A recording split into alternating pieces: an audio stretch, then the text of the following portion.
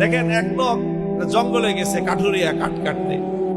তো জঙ্গল থেকে ফেরার সময় সে দেখে যে জঙ্গলের এক জায়গায় একটা বাচ্চা বাঘ পড়ে আছে, ছোট বাঘ। বাঘিনী হয়তো কোথাও গেছে শিকার টিকার করতে, ওই বাঘের বাচ্চাটা বাঘিনী থেকে তার মায়ের থেকে আলাদা হয়ে গেছে। এখন কাঠুরিয়া বাঘের বাচ্চা পাইছে, ছোট বাচ্চা, শখ করে এটাকে কোলে করে বাড়িতে নিয়ে আসছে। কারণ বাঘের বাচ্চা তো বাড়িতে আনছে, কিন্তু বাঘের বাচ্চাকে খাওয়াইবে কি, পালবে কেমনে? এখন চিন্তা করতেছে যে বাঘের বাচ্চাকে পালা যায় কেমনে। এটা ছোট বাচ্চা, মায়ের সাথে থাকে, মায়ের দুধ খায়। এখন হঠাৎ তার মাথায় একটা বুদ্ধি আসলো যে আমার কাছে তো এই বাঘের বাচ্চার মা নাই, কিন্তু আমার ঘরে তো ছাগলের বাচ্চার মা আছে। কি আছে? কারণ ছাগল বিয়েছে, ছাগল আছে 2-3টা বাচ্চা। তো চিন্তা করলো দেখি তো এই বাঘের বাচ্চারে নিয়ে ছাগলের দুধ খায় কিনা। তো সে বাঘের বাচ্চাটার মুখ নিয়ে ছাগলের ওলানের মধ্যে লাগাই দিছে। তো ওলানে লাগাই দিই, ওর মুখের মধ্যে ছাগলের ওলান থেকে দুধ আসছে। এখন বাঘের বাচ্চা তো দুধ খাওয়া শুরু করছে। ওর হলো পেটে ক্ষুধা, খাওয়ান দরকার। এটা কি বাঘের দুধ না ছাগলের দুধ, এটা জানার দরকার আছে। কি বলেন?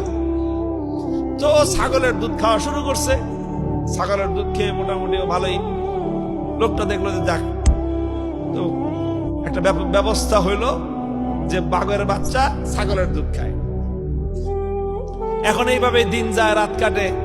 ছাগলের বাচ্চার সাথে রাত্রে ঘুমায়, ছাগলের বাচ্চার সাথে দিনের বেলায় ঘোরাফেরা করে, ওই ছাগলের বাচ্চার সাথে ছাগলের দুধ খায়। এইভাবে দিন গড়ায়, মাস গড়ায় বেশ অনেক দিন চলে গেছে। কয়েক মাস যাওয়ার পরে ছাগলের বাচ্চাও বড় হয়েছে, বাঘের বাচ্চাও বড় হয়েছে। তো ছাগলের বাচ্চা একটু বড় হইলেই তো ছাগলের বাচ্চার মাথায় শিং গজায়, গজায় না? ছাগলের বাচ্চার মাথায় যখন শিং গজায়, তখন দেখবেন নতুন নতুন শিং গজাইলে ছাগলের বাচ্চার একটা প্রবণতা তৈরি হয়, খালি গুতাগুতি করে, ত্রিং বিরিং বেশি করে, যার তার সাথে গিয়ে গুতাগুতি লাগে। নিজেরা গুতাগুতি করে, কুত্তা পাইলে কুত্তার সাথে গুতাগুতি লাগে, বেড়ার সাথে গুতাগুতি লাগে, গাছের সাথে গুতাগুতি করে। এটা হলো ছাগলের বাচ্চার স্বভাব।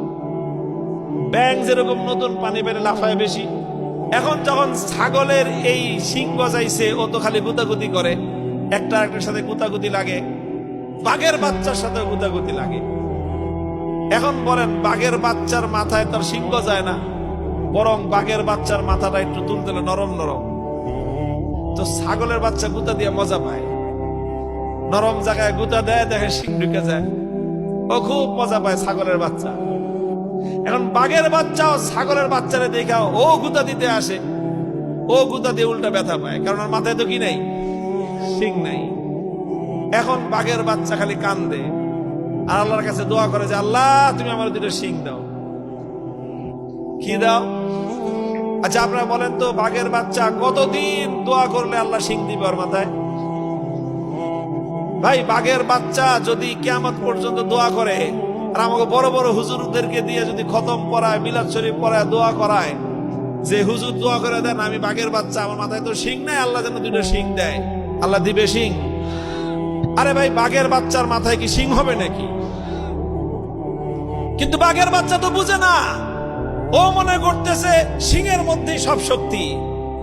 ছাগলের মাথায় যেহেতু শিং আছে, এই জন্য ছাগল শক্তিশালী, আমার মাথায় যেহেতু শিং নাই, এই জন্য আমি দুর্বল, এটাও ভাবে।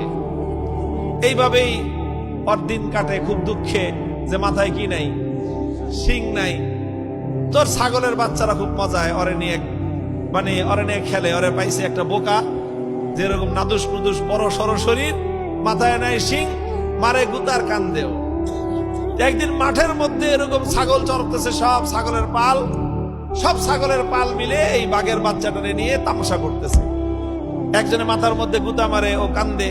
পিছন দিক থেকে লেজের মধ্যে, পাছার মধ্যে আরেকজনে গুতা মারে, ও আবার ঘুরে দাঁড়ায়, পিঠের মধ্যে আরেকটা ছাগলে গুতা মারে। এই সব করতেছে, সব ছাগলের বাচ্চারা নাচতেছে, আর বাঘের বাচ্চাটা কান্দতেছে। দূর থেকে একটা বড় বাঘ এই দৃশ্যটা দেখছে।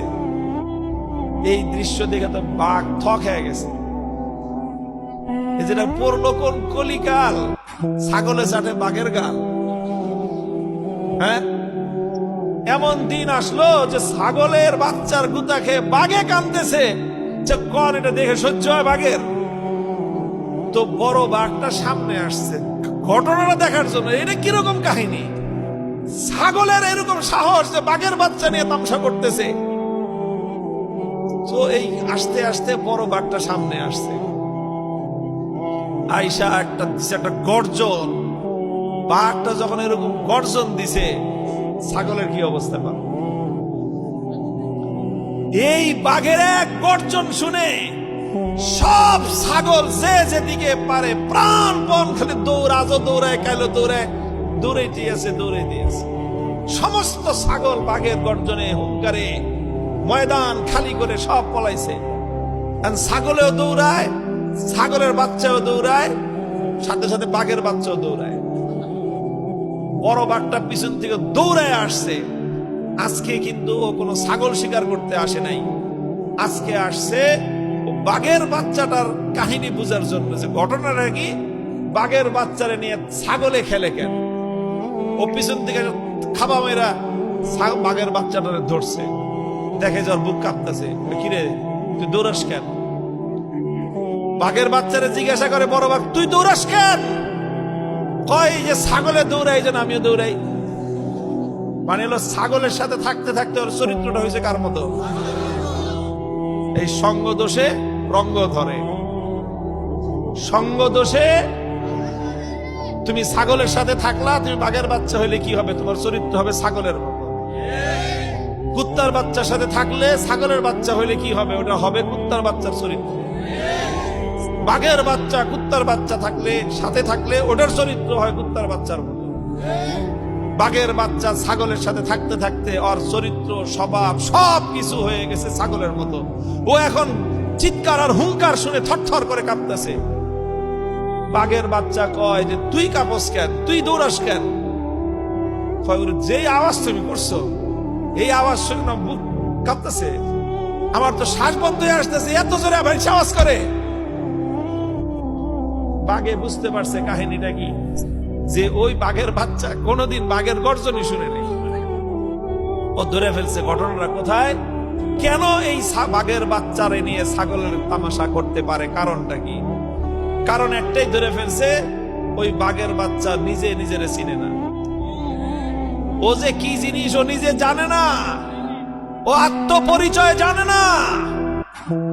ও দোয়া করতেছে আল্লাহর কাছে যে আল্লাহ আমার মাথায় দুটো শিং দাও। বলদ জানি কথাকার, আরে ছাগলের শক্তি ওর শিংয়ের মধ্যে, বাঘের শক্তি ওর শিংয়ের মধ্যে থাকে। তো বাঘটা বুঝছে যে এই বাঘের বাচ্চার আসলে সমস্যা কোথায়। ও ওর নিজের চিনে না, নিজের আত্মপরিচয় জানে না।